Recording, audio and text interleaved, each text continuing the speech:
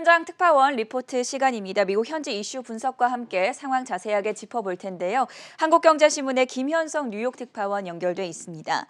자, 어제였습니다. 연준이 중국의 부동산 시장 위기가 미국에 영향을 미칠 수 있다 이렇게 경고하고 나섰는데 여기에 대해서 어떤 분석들 나오고 있습니까? 네, 미국 시간으로 어제 오후에 페드가 반기마다 발행을 하는 금융안정 보고서가 나왔는데요.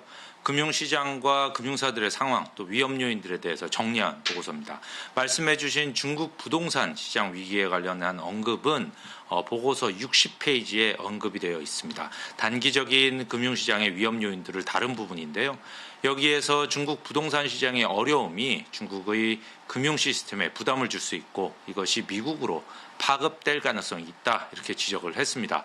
중국 경제 및 금융 시스템의 거대한 규모 그리고 글로벌 무역 간의 연관성 등을 감안하면 중국발 금융 스트레스가 위험 선호 심리를 악화시키고 세계 금융시장을 긴장시키고 또 세계 경제 성장에 위험을 제기해서 미국에도 영향을 줄 수 있다는 그런 지적이었습니다. 제롬 파월 페드 의장이 지난 9월에 헝다 문제로 인한 위험이 미국으로 번질 가능성 크지 않다 이렇게 밝혔었는데 이 문구는 사실 파월 의장의 말과 달라서 미국의 유력 언론들이 이걸 기사화했죠. 사실 헝다 등 중국 기업의 부채 문제는 심각하고 기존에 알려진 것보다 훨씬 규모가 클 수가 있습니다. JP모간은 지난달에 헝다의 부채 비율이 알려진 108%가 아니라 상업보험이나 자산관리 상품 등을 포함하면 177% 수준으로 추정을 했습니다. 또 일부 부의 부채가 공개되지 않았을 수 있기 때문에 실제 레버리지 비율은 그보다 더 높을 수 있다 이렇게 추정을 했었습니다. 다만 월가는 파월 의장이 언급하던 때와 지금의 상황이 많이 달라졌다 이렇게 보지는 않습니다.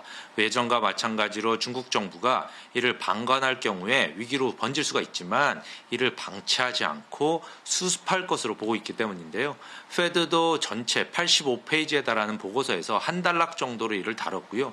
단기 위험 요인 중에서도 코로나 재확산 그리고 금리 상승에 따른 부채 위험 증가 등에 이어서 세 번째로 중국 문제를 언급을 했습니다.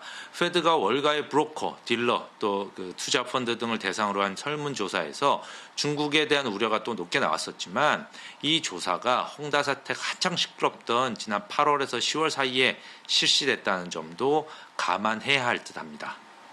단기 위협 요인 세 가지 코로나 재확산과 그리고 금리 상승발 부채 위험, 중국의 부동산 위기 이 세 가지를 좀 주시할 필요가 있겠고요.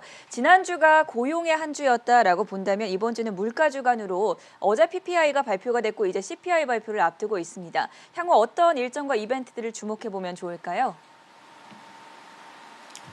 네, 전반적으로 뉴욕 증시는 계절적으로 강세를 보이는 11월, 12월 연말을 맞아서 분위기가 괜찮은 상황입니다. 다만 인플레이션 우려가 계속해서 시장을 좀 위협을 하고 있는데요.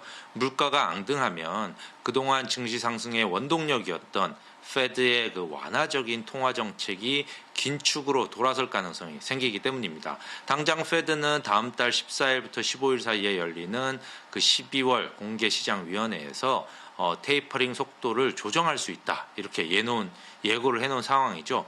말씀하신 대로 이번 주는 물가가 중심이 되는 주간인데요. 오늘 아침에 나온 10월의 생산자 물가는 전년 대비 8.6%로 지난 9월과 같았고 전월 대비로는 0.6% 증가를 해서 지난 9월에 0.5% 상승보다 좀 높아졌습니다. 다만 이는 열과 예상과는 비슷했습니다. 또 일시적일 수 있는 요인인 식품과 에너지 그리고 무역 관련 부분을 제외한 근원 PPI는 전월 대비 0.4% 올라서 헤드라인 수치보다 약간 낮아서 걱정을 조금 덜었습니다. 더 중요한 건 소비자 물가겠죠. 10일 아침, 미국 시간으로 10일 아침 8시 30분, 한국 시간으로는 10일 5일 10시 30분에 발표가 되는데요. 월가의 컨센서스는 10월 CPI가 작년 대비 5.9% 상승할 것으로 예상하고 있습니다. 이는 9월에 5.4%에서 추가 상승하는 것으로 1990년 이후에 가장 빠른 상승세입니다. 미국인들의 생활에 큰 영향을 주는 식품과 에너지 가격도 치솟고 있고 또 근원 근원 물가의 핵심 요인인 주택 임대료 부분이 계속 올라가고 있습니다. 주택 임대료에서 가장 큰 비중을 차지하는 주택 소유자의 등가 임대료, 즉 OER이라고 부르는 게 지난 9월에는 0.3% 상승을 했는데 10월에는 0.4%가 넘게 오를 것으로 그렇게 예상이 되고 있습니다. 골드만삭스는 지난 8일에 2022년 인플레이션 전망 더 나아지기 전에 악화될 것이다. 이런 제목의 보고서를 냈는데요. 이 보고서에서 올해 말 CPI가 헤드라인 수치를 기준으로 해서 6.31%, 근원 CPI가 5.19%에 달할 것으로 봤습니다.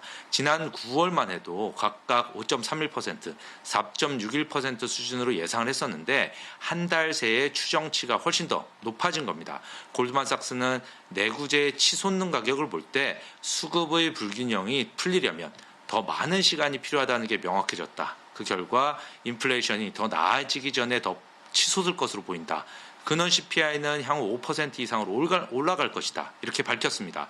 다만 골드만삭스는 내년 말에는 인플레이션이 다시 CPI 기준으로 2.9%까지 내려갈 것으로 이렇게 추정을 하고 있습니다. 내년 하반기가 되면 수급 불균형이 개선이 되고 임금 상승세도 노동 공급의 회복으로 인해서 둔화될 것으로 기대하기 때문입니다. 지금까지 뉴욕에서 한국경제신문의 김현석 특파원이었습니다.